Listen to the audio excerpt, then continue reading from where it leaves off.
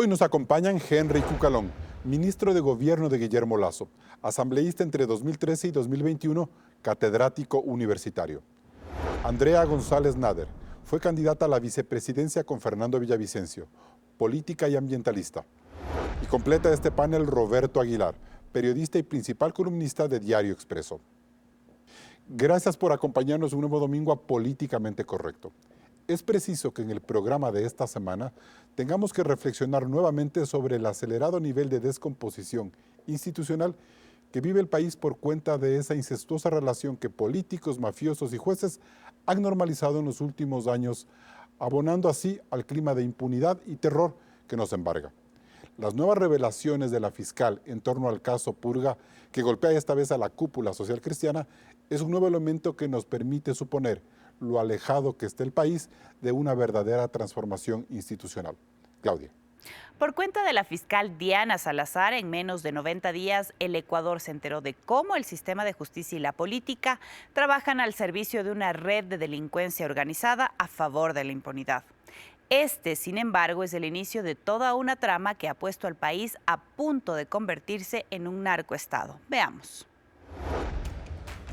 El caso Metástasis tuvo la fuerza de un terremoto, porque la Fiscalía demostró que las mafias y el narcotráfico habían permeado en el Estado a través de jueces, policías, fiscales y periodistas. Aunque ya se dio a conocer a un primer grupo de políticos vinculados a esta corrupción, el rompecabezas seguía inconcluso. Por eso, la madrugada del lunes pasado comenzó la purga. La última pieza en encajar fue el arresto del exasambleísta social cristiano Pablo Muentes, hombre cercano a Jaime Nebot. La teoría de la fiscal es que Muentes comandaba una estructura criminal dedicada a voltear procesos a su favor y de al menos dos capos de la mafia, Leandro Norero y alias Fito. Para lograrlo, operaba con la exdirectora de la Corte del Guayas, Fabiola Gallardo, con casi una decena de jueces y funcionarios como Mayra Salazar. Muentes, un servidor público con sueldos menores a $5,000, se volvió millonario. Es que lograba presionar a los jueces, por ejemplo, a Reinaldo Ceballos de la Corte de Guayas, quien ordenó al Banco del Pacífico pagarle una indemnización de $4 millones. Estos funcionarios eran luego promovidos en sus carreras. El PCC, en palabras de su líder legislativo, optó por deslindarse de cualquier culpa. Esto no es un tema del Partido Social Cristiano, que el señor haya estado en el Partido Social Cristiano en el periodo pasado, porque ni siquiera está en este periodo de la bancada del Partido Social Cristiano, digan un tema personal de este señor al partido. Señores, cada quien es responsable de sus acciones individualmente. Sin embargo, ese partido emitió en varias ocasiones comunicados contra los periodistas que seguían los pasos de Muentes. Por eso, a la cúpula social cristiana se le hará difícil esquivar este golpe, como ya ocurrió con la Revolución Ciudadana. Ambas fuerzas están aliadas al gobierno de Noboa en una agenda parlamentaria que no ha logrado zafarse del fantasma de la impunidad. Carlos, ¿ya podemos decir que el país ha tocado fondo? Inicias el debate. Bien, gracias Claudia por ese primer reportaje. Y en realidad, Roberto Aguilar, si la más alta autoridad del Poder Legislativo minimiza el escándalo de Muentes y deslinda a su partido cualquier responsabilidad, es quizás que el país ya ha tocado fondo.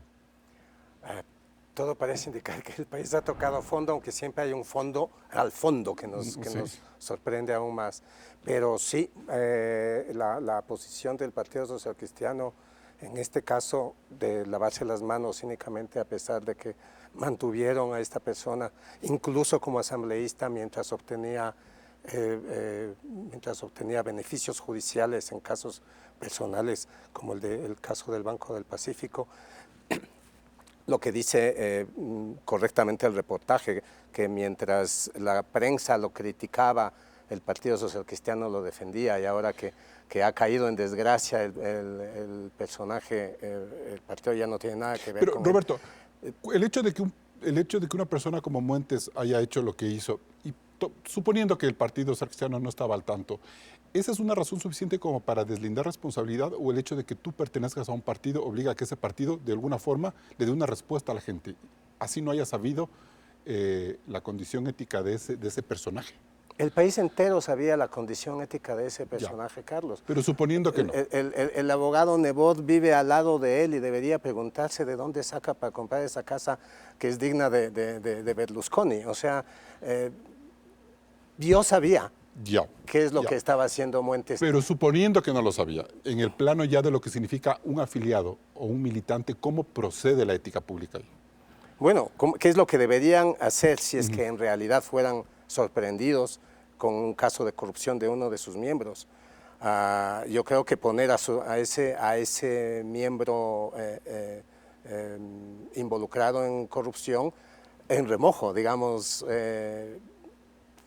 ponerlo, separarse del caso sí, pero no de la responsabilidad, me parece a mí. ¿Y esa responsabilidad qué implica? ¿Una comisión de ética, ofrecer una disculpa a la gente? No sé, creo que ahí hay un montón de cosas. No solo con una bravuconada en una cadena de 5 minutos se soluciona todo, ¿no?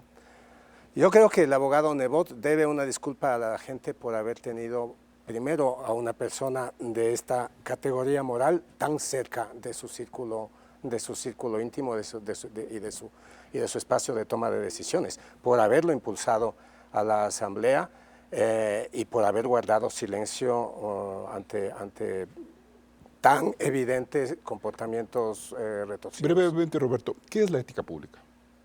Ay, qué pregunta tan difícil. Yo creo que la ética pública parte de un concepto que aquí se está estilando, se estila muy poco, que es el de la ejemplaridad pública.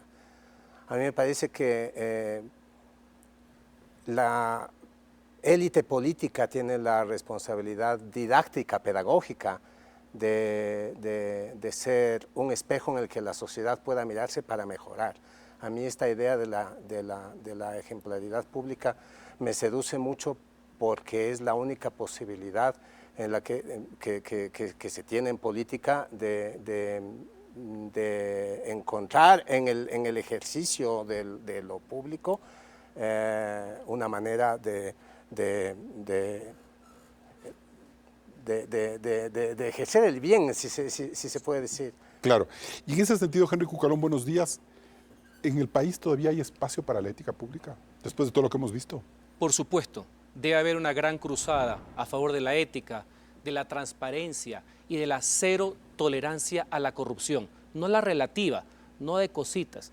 Uno no puede ser transigente en ese tipo de cuestiones. El país ahorita vive un momento crucial. Metástasis y purga tienen un quiebre en la sociedad.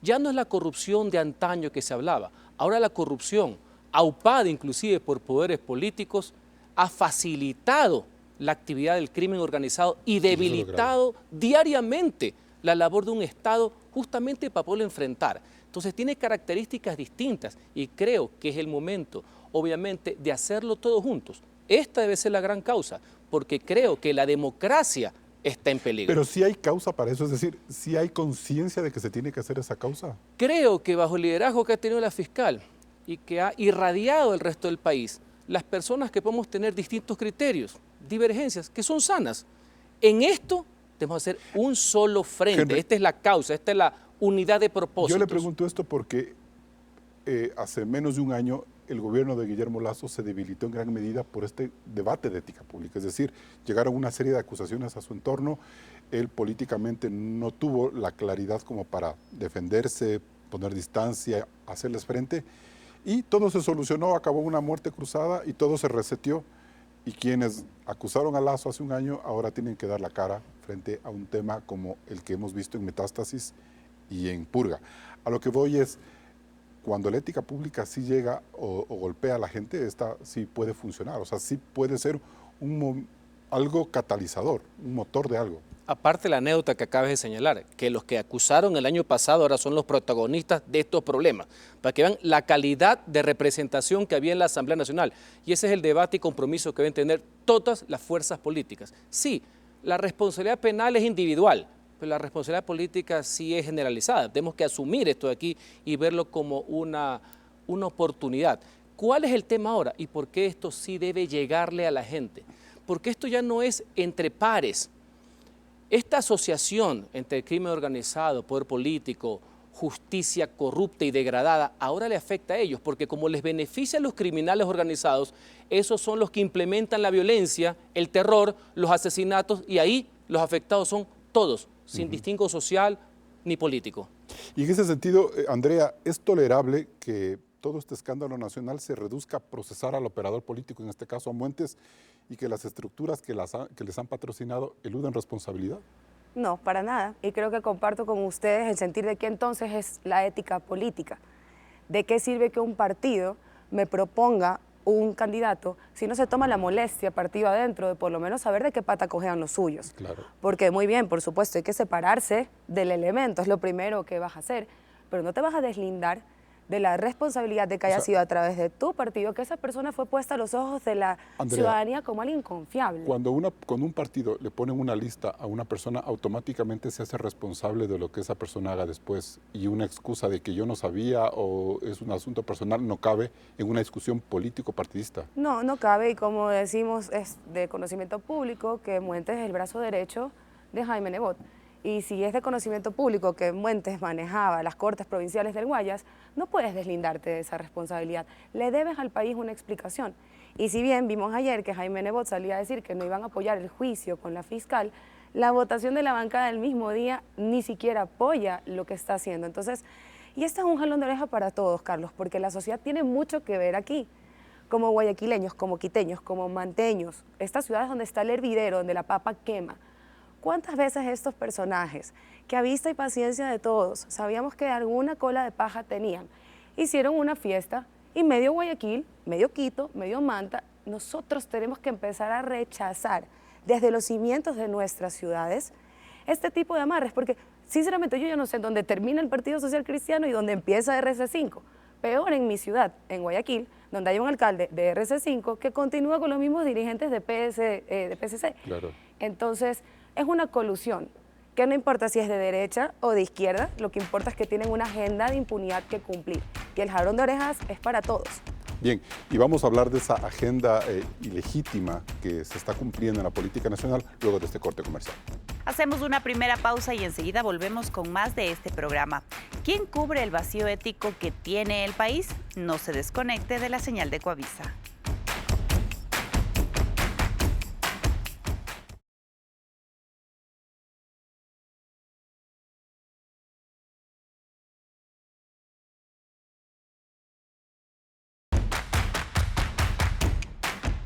Seguimos en Políticamente Correcto. Andrea González, ¿Diana Salazar terminó ya de dibujar el mapa del delito en el Ecuador?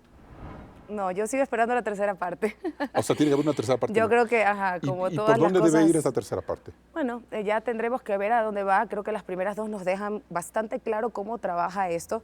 De alguna manera, dentro del reportaje hablamos de que hay una alianza entre PSC, RC5 y ADN. Lo vemos como una alianza temporal para el tema legislativo. En la parte parlamentaria. En la parte parlamentaria, pero yo realmente lo que veo es una alianza no dicha entre PSC y RC5 con dos ejemplos puntuales. Sí. Aquiles Álvarez y Jan Topic, los hijos de este matrimonio indisoluble. Entonces, estos en una nueva generación, considero yo, es mi opinión, que ellos vienen a ser los hijos de este matrimonio indisoluble que son RC5 y PSC. Es decir, cuidado, Metástasis y Purga no alcanzan para purgar y vamos con una nueva generación de Pokémones transformados, como le gusta decir el presidente, que son esta junta. Entonces, porque, Andrea, ¿qué nos dice Metástasis? Metástasis nos confirma en diciembre que los capos del narcotráfico comandaban la justicia y penetraron en el Estado. Así a través de unas cuantas personas. De RC5, algunos de Purga, ellos. Purga, en cambio, nos dice, le pone rostro político a esos operadores. Exactamente, hablamos de Muentes con el tema de las Cortes de Mayra Justicia. Salazar y todo lo demás. Pero se comparte. Si el video que le manda Daniel Salcedo a Mayra Salazar para que lo haga viral acerca del asesinato de Fernando con los lobos, estamos hablando de que coluden en el mismo sistema de corrupción. Entonces, es difícil distinguir si es que hay realmente de por medio una diferencia ideológica. Con un aditamiento adicional, ¿no? Que se menciona también a gente vinculada a la familia Bucaram, que implica que es una alianza mucho más amplia. Sí, no, de verdad que hay como meterlos a todos en el mismo saco, como lo decimos, y yo sí espero una tercera parte porque la justicia tiene que llegar por igual a todos. ¿Pero por dónde iría esa tercera parte? O sea, si tú tienes claro cuál es el mapa de delito que tiene Diana Salazar, quizás el que manejó Villavicencio, ¿cuál sería ese tercer momento? Bueno fuera que tuviera el mapa O sea, no- tan claro como Diana o Fernando. Y ojo, muchos de los insumos que usa Diana son los insumos de Fernando. Como lo dijo Henry, aquellos que atacaban a Fernando por decir las cosas que ahora se comprueba que son, por fin abren los ojos. O sea, creo que es un momento también histórico para el electorado, porque ahorita ya no se trata de derecha o izquierda, se trata de vas a seguir tapando el sol con un dedo. O sea, no importa si es que en algún momento RC5 y PSC se odiaban, en este momento los electores tenemos que sanear la política indistintamente de esas ideologías. Roberto, es momento de que, no sé, si el presidente Noboa tenga que revisar esa alianza parlamentaria porque le ha funcionado, le ha dado algunos resultados prácticos que, por ejemplo, a Guillermo Lasso no le dio. Eso significaría que en el manejo administrativo del Parlamento eso le está funcionando. Pero el caso Purga pone a esa alianza en la necesidad de que todos pensemos alrededor de ello. Yo creo, Carlos, que esa alianza nunca debió darse. Ya, pero se dio. O sea, partiendo de las... es parte de mi respuesta de que obviamente claro. que tiene que revisarse porque nunca debió darse. O sea, finalmente estamos hablando de la alianza con un partido, el correísmo, que públicamente es un partido que tiene una agenda política antidemocrática, es un partido que aspira a llegar al poder para quedarse con él, así lo han dicho. Es un partido que aspira a llegar al poder para meterle las manos a la justicia porque tiene un proyecto de impunidad para sus prófugos y sus presos. Es un partido que en cualquier clase de alianza que ofrezca impone la corrupción porque no hay alianza posible sobre el tema de la impunidad que no sea corrupta. Es corrupta, claro, una alianza que contemple la posibilidad. Pero el caso de la Muentes impunidad. como que complica más esa alianza, porque hasta cierto punto el Partido Social Cristiano decía, nosotros vamos a apoyar al fiscal, esto es una cosa pragmática, hay que apoyar las cosas buenas. El PSC y Noboa tienen una misma agenda, se podría decir como de derecha, de mercado, no sé. Entonces era como medio lógico que ahí los dos se alíen. Pero el rato que le estalla al Partido Social Cristiano este tema de impunidad, entonces sí se complica la cosa ahora sí. Sí, y es un asunto absolutamente preocupante que hasta el momento el gobierno no se haya pronunciado sobre el tema del caso Muentes, más allá de las clásicas declaraciones de que la ley es para todos y de que la justicia se hará, caiga quien caiga, y esas cosas que no significan nada finalmente, ¿no? Estamos acostumbrándonos a un tipo de lenguaje político para no significar. Claro. Creo que es parte de este sistema de corrupción al que nos hemos habituado. Y el proceso en el que se va a probar quizás la fuerza ética del comportamiento del gobierno, que se hace el nombramiento del reemplazo de Murillo, ¿no? En el que necesariamente tendrá que consensuar con estas dos fuerzas políticas con las que optó aliarse desde el principio. Has dicho dos veces la palabra pragmatismo cuando has hablado del pacto, y es la única palabra que parece salvar la importancia o la bondad del pacto, ¿no? Sí. O sea, este pacto es bueno porque da votos, porque es práctico, ¿no es cierto? Y a mí, yo me pregunto si ese concepto, hasta qué medida ese concepto no está reñido con la ética, hasta qué medida, no necesariamente, pero en este caso, hasta qué medida no estamos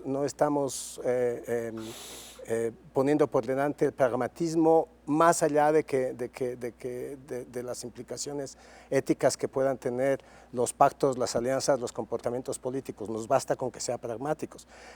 A mí me parece que esto es parte de un discurso político en el que el análisis político ha sido reemplazado por el marketing político y quienes fungen de analistas políticos en gran medida en este momento. La narrativa. Sí, la narrativa. ¿No?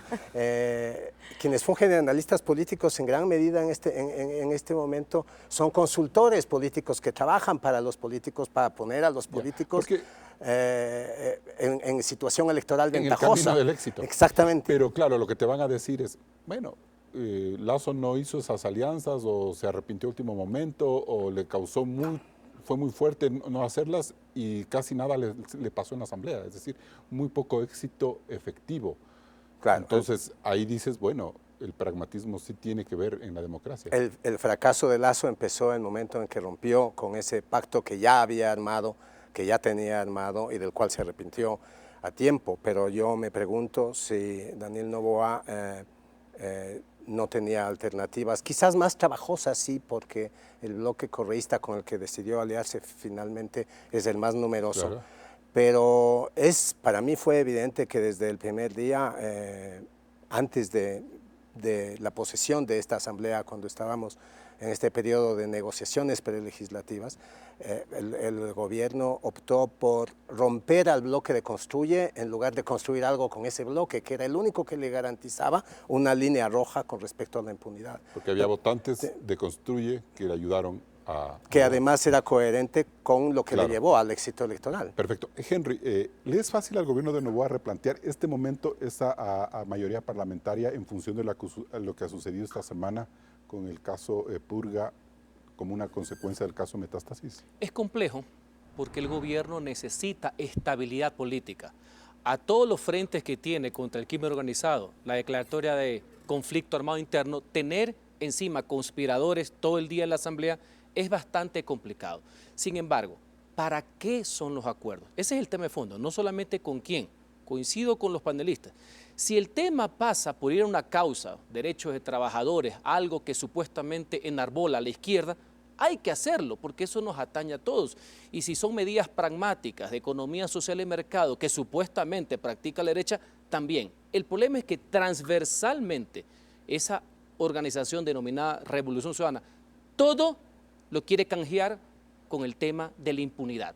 Hace pocos días decían que ellos habían votado por todo, pero que los otros socios no votan por lo de ellos. Esto a colación de las reformas del COIP, que ajá. fue la primera parte del yo no fui, por así decir, ¿no? Entonces, obviamente, para el presidente es complejo porque ese pragmatismo, que no es carecer de ideales, sino conocer el alcance de los mismos, hace no que él fracase o no, sino que fracase el país porque la impunidad va a estar Henry, de por medio. Pero de la misma manera se puede decir que el Partido Selecciono también entra en esta lógica de impunidad, después de lo que se ha visto, el momento de negociar algo, un apoyo al gobierno. El gran desafío va a estar con el tema de la fiscal general y tenemos que retornar a ese tema.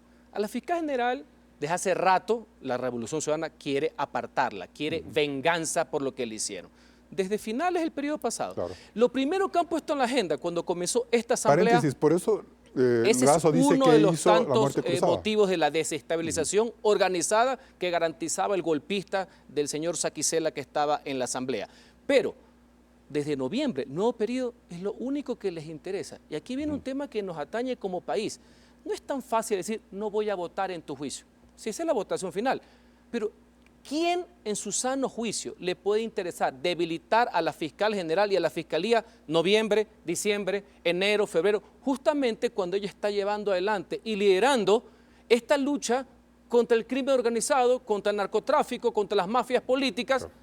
O sea, ahora Obviamente, más que nunca, ese es el tema de fondo. Si a ella le hubieran enjuiciado antes, si se hubiera caído, esto no sucedería. Claro. ¿Y quién pierde? Los políticos no, pierde el país. Ese es el tema de fondo. Pero, y en ese sentido, entonces, ¿hay una opción de que Noboa siga manteniendo esa mayoría independientemente de todo este ruido y esta basura que se le ha echado alrededor? Ya en términos políticos y pragmáticos. Más allá de que yo veo en función de los intereses del país. Ya. Pero si me lo quieres llevar Ya al como presidente, ministro de cuidado, gobierno. el presidente es más hábil que todos y tiene dos socios tremendamente debilitados. Y el que gana Claro. políticamente es él. Porque hoy no están en igualdad de condiciones. No porque él sea presidente. Presidente sin poder es solo cargo. Los otros dos tienen cargos encima. No estoy hablando de la parte penal, pero sí estoy hablando en el imaginario colectivo, la identificación. Es que este es el cuadro que vincula lo que está sucediendo con el poder político. Y un tema adicional. Vemos por los chats en Purga que la presidenta de la Corte de Justicia del Guayas quería hacerle el favor al líder del narcotráfico que en el año pasado se lo movió de pabellón y ella quería regresarlo. Entonces, esta es la identificación del problema. Más allá de las alianzas, más allá de los acuerdos y de las votaciones, señores, ese es el tema de fondo. Ahora el pueblo sabe porque se desnudó cuál es la figura de la asociación entre el crimen organizado y la política. Nos vamos a un siguiente corte comercial. Al volver, hablaremos de cómo la peor tragedia del Ecuador es la politización de la justicia. Regresamos con más de Políticamente Correcto.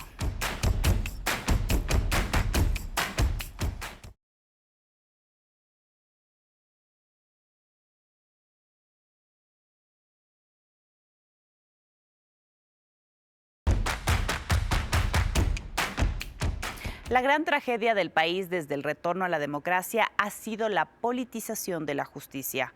Por eso los altos niveles de corrupción e impunidad que siempre nos han acompañado al punto de llegar a la actual degradación. Hagamos un poco de historia. Esta foto data de 1984, cuando el presidente León Febres Cordero rodeó con tanques la Corte Nacional de Justicia. La pugna había comenzado y todo el sistema judicial estaba sometido al control de 4 partidos políticos: el social cristiano, el roldosista, la izquierda democrática y la democracia popular. Más o menos fueron 20 años de una tormentosa relación donde los propios políticos se inventaron consultas populares, comisiones especiales para nombrar jueces, reglamentos de selección y evaluación de magistrados, con toda la tecnología disponible, pero para que todo siguiera igual. La rebelión de los forajidos de 2005 estalló tras ver cómo el control social cristiano a la justicia era reemplazado por el roldosista con la famosa pichicorte. Fue cuando se cayó el gobierno de Lucio Gutiérrez y al llegar Rafael Correa y la Constitución de Montecristi, la tómbola volvió a funcionar. En 2011 vino otra consulta popular liderada por Correa. Que el presidente va a meter las manos en la corte. Por supuesto que la vamos a meter. Muchos de los jueces que hoy están detenidos son producto de ese proceso de politización que hoy tiene un elemento mucho más grave: la presencia de las mafias, el crimen organizado y el narcotráfico en la justicia. ¿Cómo llegaron hasta ahí? Pues por cuenta de los partidos políticos. La transición de Julio César Trujillo con la nueva consulta en 2018 no logró todos los cambios esperados en las Cortes de Justicia, por lo que el caso Metástasis develó los nexos del correísmo en este sector con figuras como Ronnie Aliaga o Wilman Terán. Y ahora, el caso Purga evidencia que el PSC, con Pablo Muentes, nunca dejó de controlar la justicia. El problema no solo es que Correa o Jaime Nebot sean influyentes en las Cortes. Lo grave es que la justicia haya estado a merced del capo Leandro Norero, Rasquiña o alias Fito. ¿Hay manera de solucionar este cáncer agresivo? Carlos, sigues con el debate. Bien, gracias Claudia por esa reflexión histórica. Y en ese sentido, Henry, vistas así las cosas, ¿es posible esperanzarse en algún tipo de reforma judicial o política que cambie las cosas? ¿O mientras sigan personajes como Fabiola Gallardo, difícilmente las cosas van a cambiar? La esperanza debe rebasar lo normativo, que está bastante adelantado, sino en el cambio de actitud de los ciudadanos y la presión social que debemos ejercer a la clase política y a las autoridades. En eso tengo yo basado mi creencia, porque normas que no se cumplen, leyes de extinción de aluminio que no se cumplen, y se le dice a una persona que estuvo 8 años en la legislatura, yo fui legislador, no operador, valga la aclaración, le digo, ahora sí se siente que los ciudadanos causan reacción, están indignados, porque esta metástasis es un tema de corrupción integral. Pero, Henry, cuando uno dice, bueno, las reformas, y eso me va a confirmar más adelante Roberto, las reformas las hacen los políticos, y estos políticos son los que, mientras buscaban sacar a Diana Salazar desde noviembre o desde mayo anterior del cargo, buscaban reemplazar con figuras como Fabiola Gallardo, que hemos visto que está ahora salpicada en el caso Purga. Entonces, ¿cómo podemos esperanzarnos en hacer este tipo de reformas si tenemos a esos políticos bregando porque esas figuras claves en estas operaciones sean las que terminen controlando la Asamblea, la justicia y Dios no quiera la presidencia? No solamente eso, a la señora Gallardo le quisieron promover al Consejo de la Judicatura. Estuvo en una de las primeras ternas. ¿En la época de Saquicela? Exactamente, solo para saber quién estaba detrás de eso. 2, fueron malos políticos, no los políticos, que hay que dignificarlos, los malos políticos, y ahora ya entendemos el porqué, que quisieron eliminar la reserva de las indagaciones previas de la Fiscalía en el mamotreto ese de reforma al CUIP. Ya viendo que todo se va concatenando, o me dicen que fue el Espíritu Santo el que metió ese artículo. Pero ¿sabe qué? Por eso le digo, las normas están, siempre pueden ser mejoradas, pero lo que ahorita debe existir es la actitud, es un cambio cultural. Y una de las oportunidades en que se puede empatar esta actitud, este cambio cultural, se viene en pocos meses. Hay elecciones. En las presidenciales. Generales, nuevos legisladores, señores. Bien, dejamos eso en pausa, pero Andrea, ¿cómo podemos empatar ese espíritu que nos dice Henry cuando vemos los últimos datos del Barómetro de las Américas en Ecuador, en donde el 5% de la población en Ecuador le interesa denunciar la corrupción, en donde Ecuador, luego de Jamaica, es el país que más soporta, tolera e incurre en sobornos, y es el país que toleraría un golpe de Estado militar con tal de que haya una mejor calidad de vida. Entonces, ahí queda en el romanticismo lo que dice Henry. Es lo que yo te decía, es cultural. Si bien podemos ver que es gracias a los partidos políticos que uno tiene que escoger por el menos ficha en las elecciones y no por la mejor idea, y los debates se convierten en audiencias de juicio y no en competencias de los mejores criterios para manejar el país. Por supuesto, sí, hay una culpa enorme en los sistemas políticos, pero somos los electores, el ciudadano de a pie, quien ha dejado en cada una de sus ciudades que este modus operandi, porque ya no hay otra que no sea modus operandi, se vaya tomando sus alcaldías y luego este plan piloto se repita a mayor escala. Pasa en Quito, pasa en Manta, pasa en Guayaquil. Nosotros hemos dejado que esto suceda, la venia que hemos tenido como sociedad. Y me acuerdo de las fiestas en su momento, me contaban, la gente hacía fila para tomarse foto con Alexis Mera, me explico, o sea, por Dios, ¿qué esperamos de una sociedad que vanagloria? ¿Cómo cambiamos esa sociedad a pocos meses, como dice Henry? Yo creo igual que Henry, será que yo soy muy positiva, yo creo que sí ha sido un momento en el cual se han abierto los ojos de la ciudadanía, no se puede realmente tapar el sol con un dedo, las cosas han sucedido de tal manera que a menos de que realmente quieras no ser parte del cambio y seas parte de esta corrupción, es imposible que no entiendas que hay claramente 1, 2, quién sabe, hasta 3 partidos políticos que trabajan directamente, no solamente con las mafias, estamos hablando ya de narcotráfico internacional. Las 7,000 y pico de personas que fallecieron el año pasado por muertes violentas son responsables esos partidos políticos y quienes votaron por esos partidos políticos. Todos nos podemos equivocar. Los líderes pueden habernos convencido de que iban hacia un lugar, pero en este momento ya no es admisible que nadie, ni de derecha ni de izquierda, se siente identificado por un líder que sabemos que de ideología no tienen ni un pelo y que a pesar de lo que dice Henry, sería bueno escuchar, ¿no? Pues dónde está el social mercado del que hablamos o los derechos laborales que no sean regresivos cuando cambiemos a horas, pero esas no son las cosas que escuchamos. Lo dijimos mucho con Fernando, los dinosaurios políticos tienen una agenda de impunidad que cumplir a rajatabla o sus proyectos políticos se morían. He aquí el resultado de Metástasis y Purga. Roberto, pero esos dinosaurios se curaron en 40 años de democracia, cambiando todo lo que se puede cambiar en códigos de democracia, leyes de partidos y reformas judiciales para tener lo mismo o peor ahora. Sí. Entonces, ahí es momento de pensar en reformas institucionales, tecnológicas o por dónde empezar ese cambio. Yo siempre insisto en la reforma política, pero es evidente que necesitamos una reforma política, pero ¿quién va a hacer esa reforma política? Sino los políticos involucrados, ¿no es cierto? Claro. Es una serpiente que se muerde la cola. Estamos hablando, Henry ha hablado de las próximas elecciones. Hay esperanza tenemos esperanza en que las próximas elecciones algo haya aprendido la ciudadanía de estos escándalos. ¿Tú sientes que puede haber una suerte de catarsis de que la gente haya escuchado todo esto y no esté espantada? Yo pienso que alguna gente estará espantada, pero más allá de eso creo que las opciones que se le ofrecerán en las listas de candidatos no van a ser muy distintas a las anteriores y los resultados van a ser parecidos. Todo esto es como no se ve mucha luz, ¿no? Al final del túnel, no parece haber mucha esperanza, porque además has leído los datos del Latinbarómetro, a la gente parece no importarle tampoco. Masivamente esta ciudadanía, el pueblo ecuatoriano es poco ciudadano, digamos, hay poco Roberto, ejercicio de la ciudadanía. Tú que has leído un poco la historia, los forajidos tuvieron una suerte como de momento disruptivo, es decir, la ciudadanía le dice basta a los políticos. ¿Podríamos reflexionar que eso fue abril de 2005, como para decir, ojalá se pudiera generar algo de eso hasta antes de que se lo politizara como se lo politizó, sí, o se lo degradara como se lo degradó? O quizás fue una calentura de la clase media quiteña, ¿no? Yo creo que es difícil todavía leer. Yo todavía no tengo una idea definida de lo que fue el movimiento de los forajidos. A veces me parece que pudo no haber pasado de ahí. Pero la pregunta, Carlos, es cómo se sale, ¿no es cierto? Exactamente. Y yo, o sea, por un lado, no hay una masa crítica porque la sociedad no tiene vocación democrática, preferiría un golpe de Estado. Luego, las reformas necesarias siempre hablamos de, bueno, reforma a la justicia o reforma política o reforma de esto o cambios de la Constitución.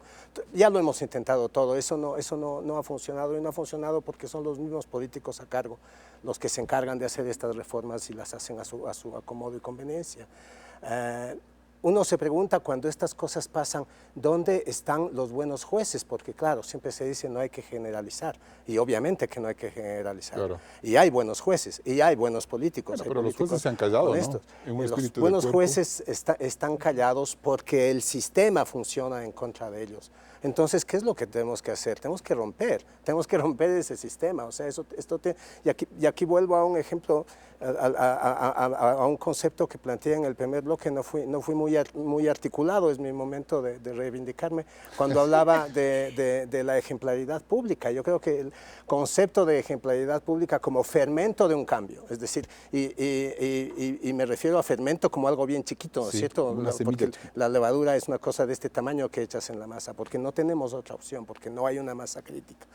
Entonces, la ejemplaridad pública como fermento de un cambio, como el punto a partir del cual empiezas a aglutinar descontentos, gente que simplemente dice, no, ya basta. Albert Camus decía en su libro El hombre rebelde que el hombre rebelde es aquel que dice no, el que sabe decir no. Yo creo que eso es lo que este tipo de rebelión es la que necesitamos. No, ya basta. Pero eso es cuestión de ciudadanos responsables que en su metro cuadrado empiecen a hacer una transformación y que rompan. Yo no veo otra salida que no sea esa. Ciudadanos. Bien, vamos entonces a un siguiente corte comercial y seguimos aquí en este debate en Políticamente Correcto. Recuerde que también estamos en vivo en ecuavisa.com y en Ecuavisa Play. Puede visitar el micrositio y revisar este y todos los programas de Políticamente Correcto. Vamos a una nueva pausa, no se desconecte.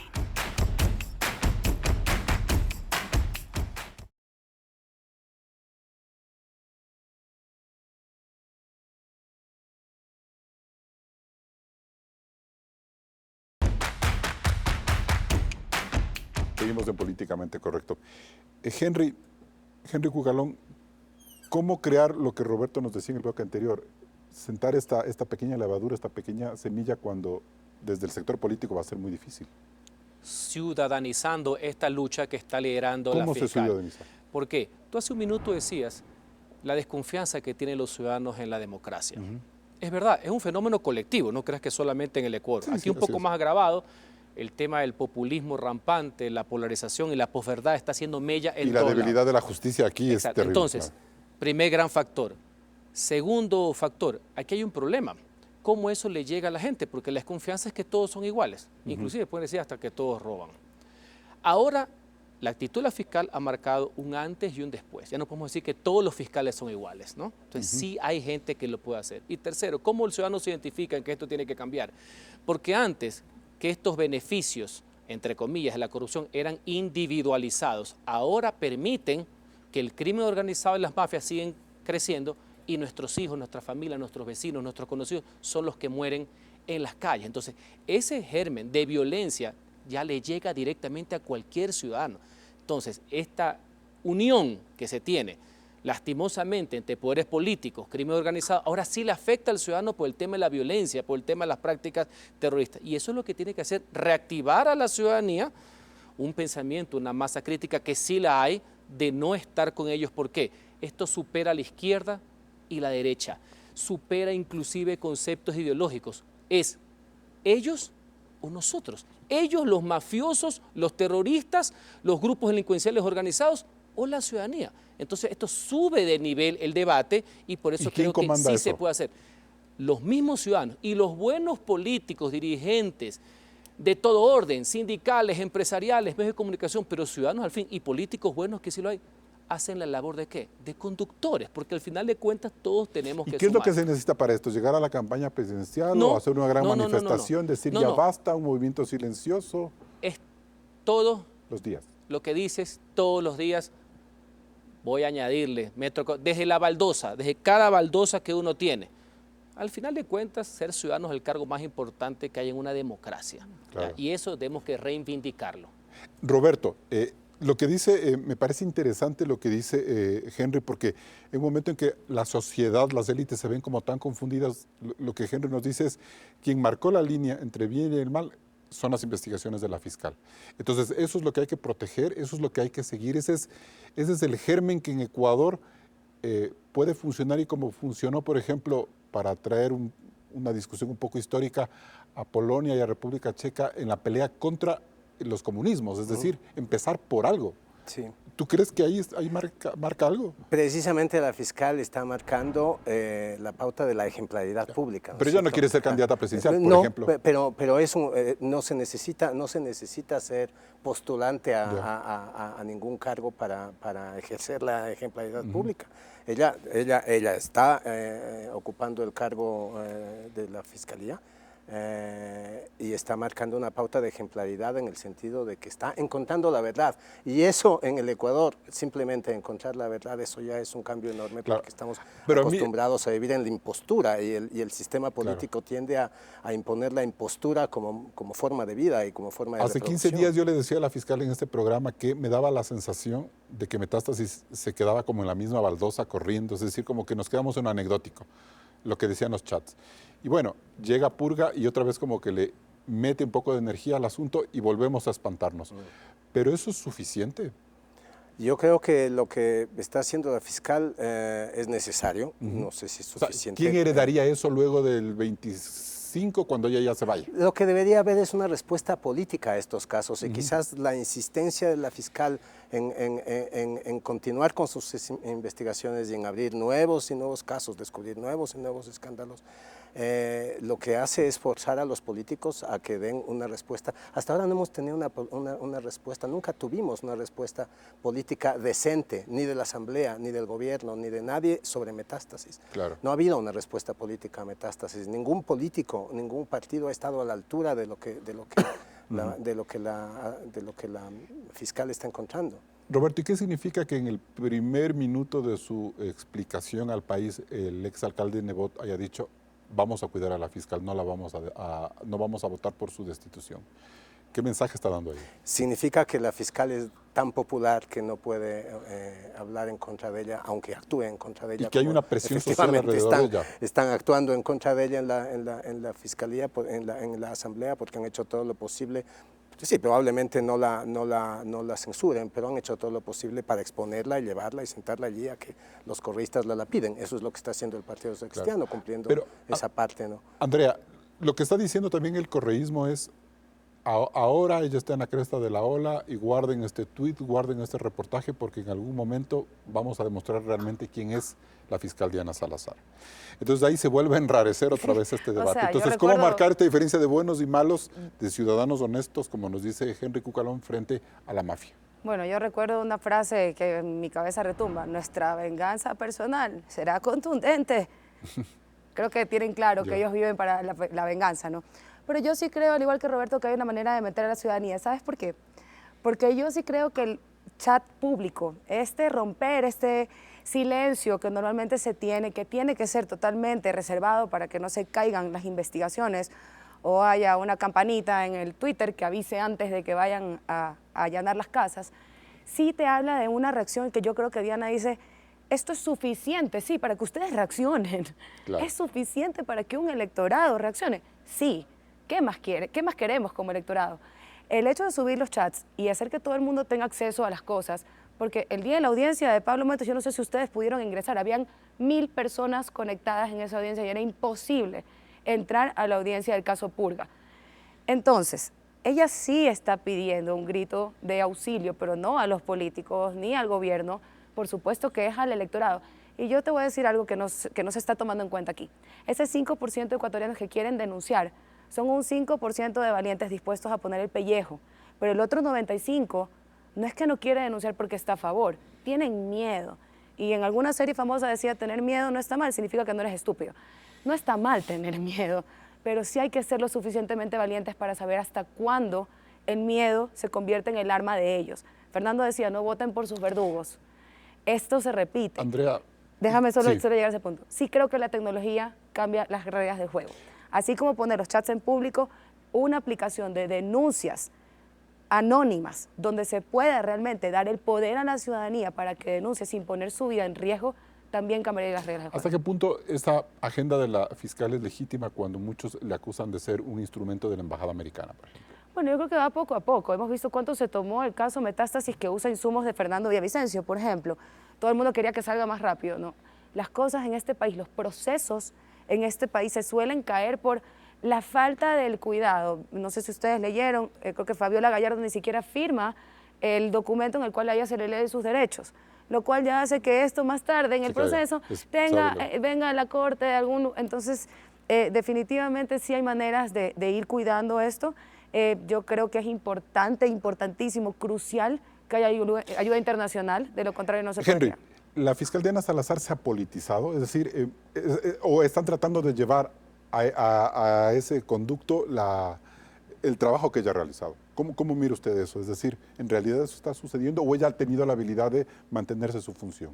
Como toda persona puede tener errores, nadie es infalible, pero el relato del correísmo es que ella es un instrumento político. Ajá. Ellos que utilizaron a los fiscales, a Carlos Vaca, y nos tomaríamos la mañana entera contando cómo se instrumentaron la persecución con la fiscalía. Entonces, no, ese es un relato, una narrativa que quieren instaurar con toda la maquinaria que tienen, inclusive en redes sociales. No es ese el caso, más allá que como toda persona, obviamente no es infalible. O sea, ahí hay un ejercicio institucional. Esa es una muestra que institucionalmente este país ha querido sobrevivir en alguna instancia. Pero sin duda alguna, y el ánimo de trascendencia, de descubrir la verdad, de la lucha contra la impunidad, que debe contagiar, obviamente, a los demás sectores y proceder a la reinstitucionalización. Ahora la Fiscalía no se la ve como antes. Eso es importante y por eso también la independencia de cualquier tipo de poder, mafioso, político o económico. Bien, nos vamos a un siguiente corte comercial.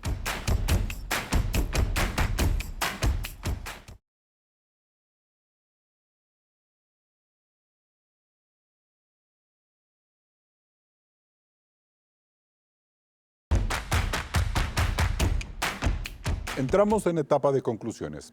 Andrea González Nader, ¿cuál es la manera políticamente correcta de llenar el vacío ético que tiene el país? La participación y sobre todo la participación activa de los ciudadanos de a pie. Somos nosotros quienes ponemos asambleístas, alcaldes, presidentes que coluden o no con estas mafias. Los muertos ya los pusimos nosotros. No sigamos votando por nuestros verdugos. Roberto Aguilar, su conclusión.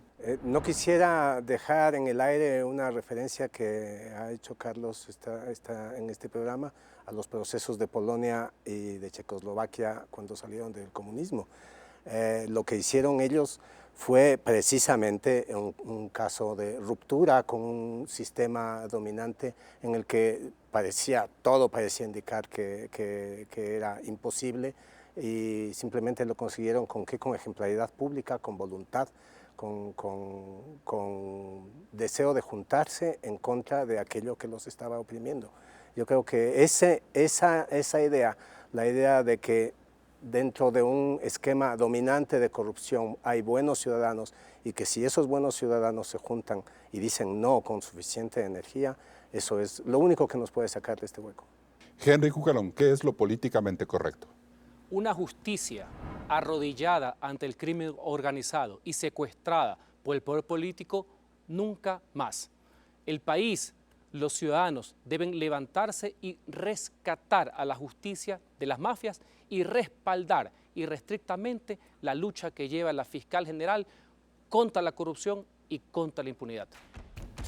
Y bien, sería de esperar que las revelaciones hechas por la fiscal Diana Salazar, quien expone con absoluta contundencia cómo los políticos y los jueces han operado de manera infame al servicio de las mafias, los narcotraficantes y los ladrones, generen algo de pedagogía en la sociedad. Es decir, que nos permitan comprender que este país está a nada de convertirse en un Estado fallido por culpa de nuestra pasividad. Quizás sea lógico suponer que esta tediosa tarea de recuperar nuestra institucionalidad para dotarla de algo de decencia le corresponde a un grupo de autoridades estatales sobre la base de algún instrumento jurídico que ensaye una nueva fórmula de cambios para que finalmente nada cambie. O lo que es peor, para que todo empeore. Pero lo único cierto es que los ciudadanos tenemos que dejar atrás cualquier línea de debate ideológico o instrumental y nos concentremos en producir un verdadero sacudón ético indispensable. Solo de esta manera el país podrá establecer unas nuevas bases de convivencia institucional por las que la gente decente y patriota se las juegue. Aún estamos a tiempo. Hasta el próximo programa. Y con estas reflexiones cerramos este debate de Políticamente Correcto. Recuerde que puede escucharnos también en Spotify en la lista de reproducción. Nosotros nos volvemos a encontrar el siguiente domingo. Manténgase con la señal de Coavisa.